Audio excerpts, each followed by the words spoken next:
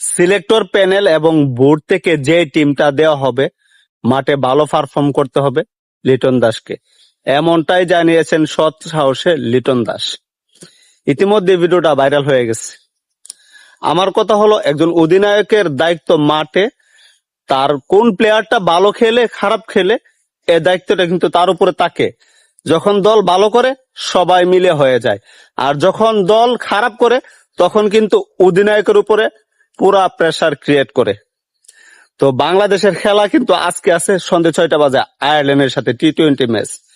এমনিতেই নড়বড়ে পড়ে আছে, তো তার উপরে আবার তার কোনো চয়েস থাকবে না, শুধু প্যানেলের চয়েস থাকবে এবং বোর্ডের চয়েস থাকবে। তাহলে অধিনায়ক করা হলো কেন? তাহলে সবাইকে অধিনায়কের দায়িত্ব দেওয়া হোক, সবাই কাজ করবে।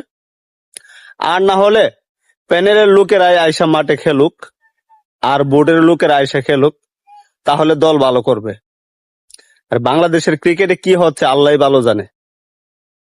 এভাবে করলে ক্রিকেট অতি তাড়াতাড়ি ধ্বংসের পথে যাবে।